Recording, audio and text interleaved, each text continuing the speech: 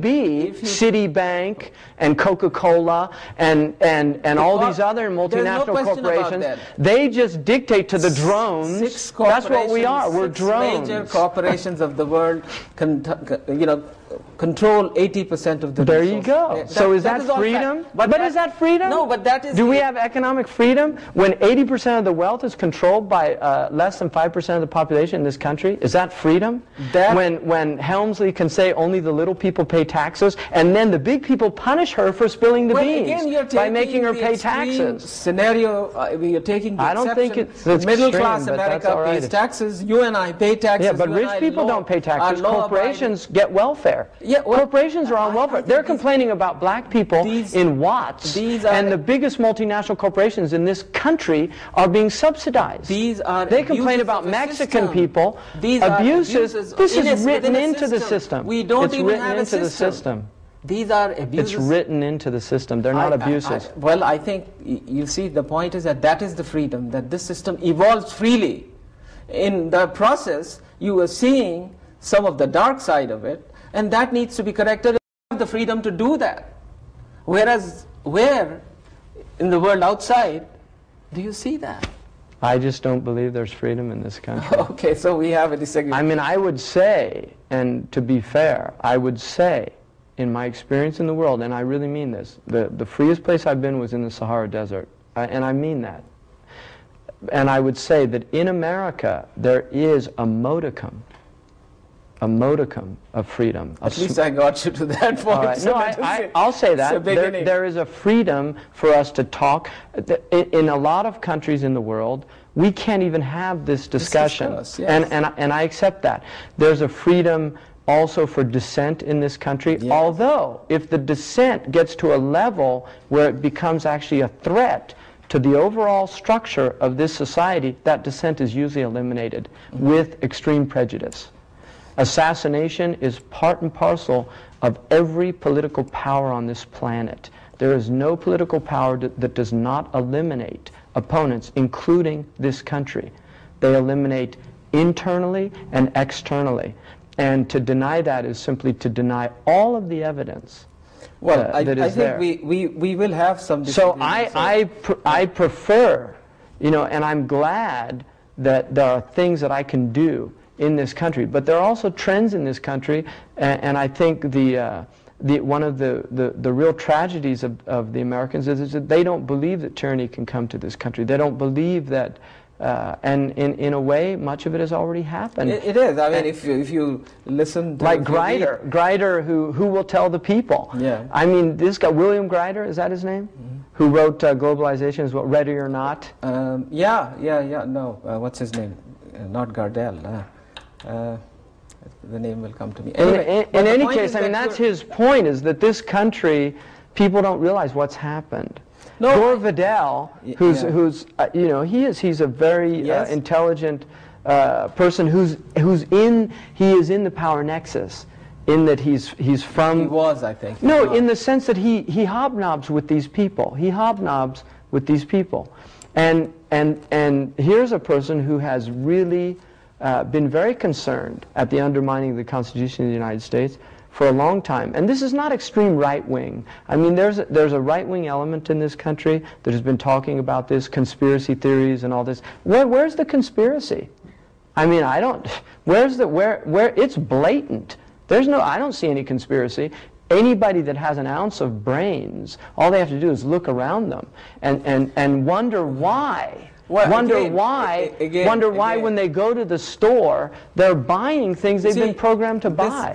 What you are doing, interestingly, is really from the perspective of one who has lived in the other world, who has lived with less freedom. So was I. 10 years I spent in the Muslim world. 10 years in exile, it's not 50 years that somebody else living in Pakistan or some other part of the so-called Muslim world is living.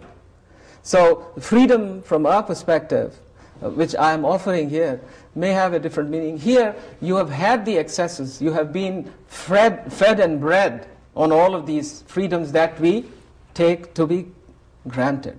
And therefore, you have come to the point of taking a view that the abuses I mean, are Doctor, I overwhelming. feel that's an unfair assessment, and I'll tell you why. Because I have lived in the Muslim world, and I lived in Algeria, I've lived in Morocco, I've lived in the Middle East, I've traveled in many parts of the world, and I've seen the bad side and I've seen the good side. And all I am saying is that I think that outside of war zones and outside of terrible places, I think the tragedies of much of the Muslim world are the Muslims themselves. And I think that constantly blaming the governments and blaming the tyrannies, that's just a poor excuse.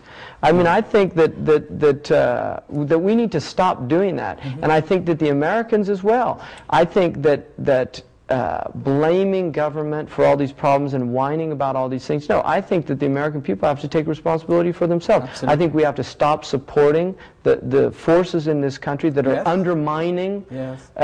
quote-unquote, democracy in this country, Well, because they're undemocratic forces. They're forces that are bent on manipulating people, and they're multinational, they're supranational. Yes. They don't hold allegiance to any country. They have no sense of patriotism. They have no sense of love of the people that they come No, from. I think you're pointing out, things which are factual, with concerns which are factual. Chomsky has written so much about any of these issues. I mean, even the idea that America is the biggest sort of rogue nation now in his argument, and he's pointing out this, power-driven policies of our country which are tied to the economics, which is fine. Now, looking at Islam, which is facing these ideological challenges and challenges of more new ideas that will come, how do you assess the capacity of Islam to come out, come out victorious, quote unquote, in this ideological war, when you see that in fact there is worsening due to our insistence only to form rather than to substance? Well, I would say, one, that the Islam itself is the only moral force, and I really believe this. It is the only moral force that is not spent. And as for the Muslims, that's another matter. I don't want to bring the Muslims into this, and I don't think that is a cliche. I think it's the truth. I think that Christianity has a power. It has a moral power. It has truth. Enormous moral yes, power. and it has truth in it. And I think Judaism has moral force and moral power, and it has truth in it. And I think that most of the world religions, including Hinduism and Buddhism, have truth in them and have moral power. But I would say that there are so many elements within those traditions that are no longer congruous with the modern world, with what we know today. I think to believe in Christianity today is, in a sense, to surrender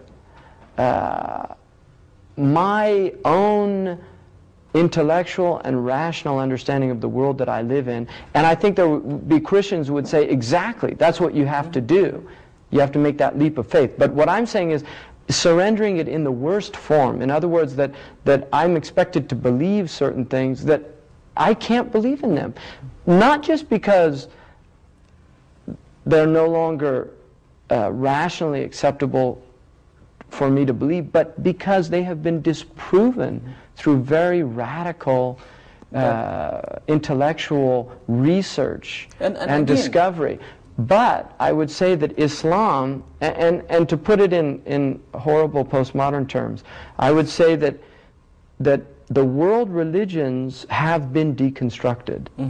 But I would say that Islam, true Islam, is preserved. it is preserved. Right. No, that I would And they agree do with. have a problem there. They're attempting to do it. They've attempted to do it with the hadith literature. The Quran, though, they have a real problem. They're trying to now create doubt about the validity of the sources of the Quran, etc., etc.